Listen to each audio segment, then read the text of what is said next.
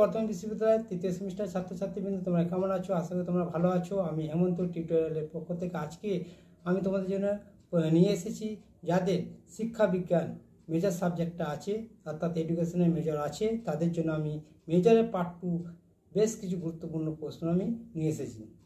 মাত্র কয়েক প্রশ্ন, 9টি প্রশ্ন আমি তোমাদের জন্য রেখেছি। এই 9টি প্রশ্ন করলে আশা করি তোমরা কমন পেয়ে যাবে। সব থেকে কম প্রশ্ন আমি এই ভিডিওর মধ্যে রেখেছি এবং লাস্ট মিনিটের সাজেশন এইটাই। তো এই প্রশ্নটা আশা করি তোমরা করো, এর মধ্যে তোমরা কমন পেয়ে যাবে।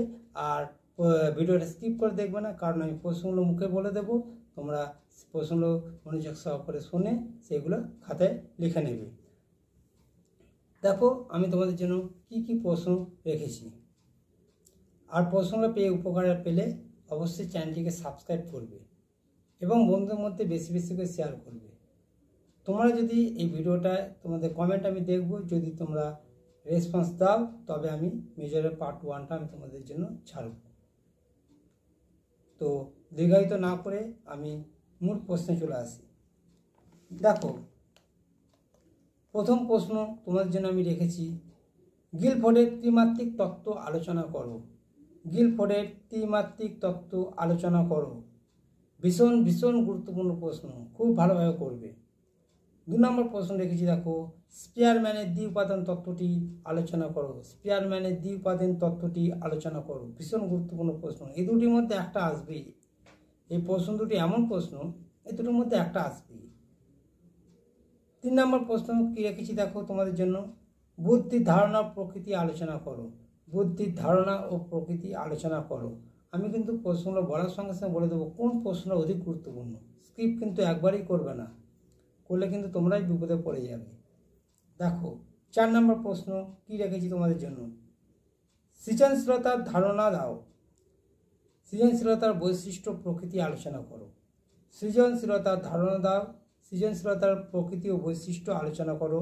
10-এর এটা 10-এর জন্য করে যেও। ভীষণ গুরুত্বপূর্ণ প্রশ্ন।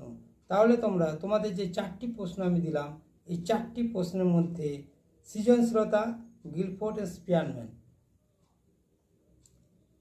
এই 3টে প্রশ্ন ভীষণ গুরুত্বপূর্ণ প্রশ্ন, খুব ভালোভাবে করে যেও। 5 নম্বর প্রশ্ন দেখো, ক্যাটলের সংলক্ষণ ও ষোড়শ উপাদান তত্ত্বটি আলোচনা করো।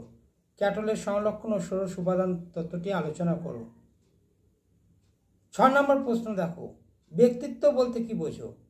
ফ্রয়েডের ব্যক্তিত্বের উপাদান কি কি, তাদের পারস্পরিক তত্ত্ব সম্পর্কে আলোচনা করো। ব্যক্তিত্ব বলতে কি বোঝো, ফ্রয়েডের ব্যক্তিত্বের উপাদান কি কি, তাদের পারস্পরিক সম্পর্ক আলোচনা করো। 6 নম্বর প্রশ্ন। 7 নম্বর প্রশ্নটি দেখো,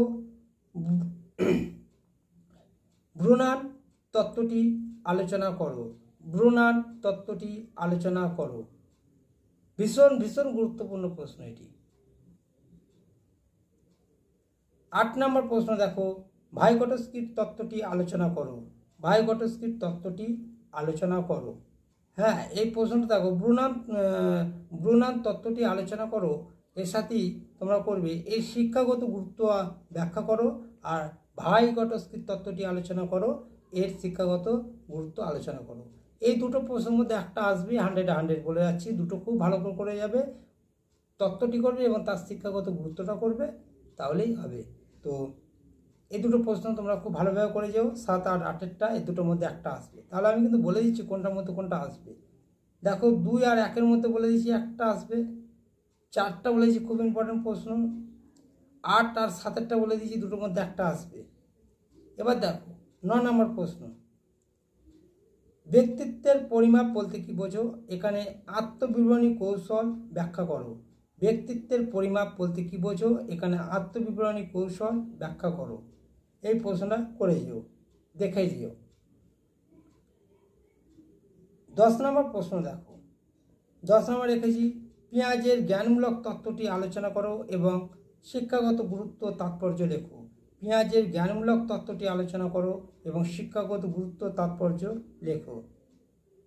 11 নম্বর প্রশ্ন দেখো, এই প্রশ্নটা কিন্তু ভীষণ গুরুত্বপূর্ণ, খুব ভালোভাবে করে যেও 10-এর প্রশ্নটা। 11 নম্বর প্রশ্ন দেখো, স্মৃতি বা স্মরণক্রিয়া কি, এর 4টি স্তর ও শ্রেণী বিভাগ আলোচনা করো। স্মৃতি বা স্মরণক্রিয়া কি, এই 4টি স্তর শ্রেণী বিভাগ আলোচনা করো। 12 প্রশ্ন দেখো, এই প্রশ্নটা ভীষণ গুরুত্বপূর্ণ প্রশ্ন। 11 কোশ্চেনটা স্মৃতি বা স্মরণক্রিয়া কি, এই প্রশ্নটা ভীষণ গুরুত্বপূর্ণ প্রশ্ন, খুব ভালোভাবে করে যেও।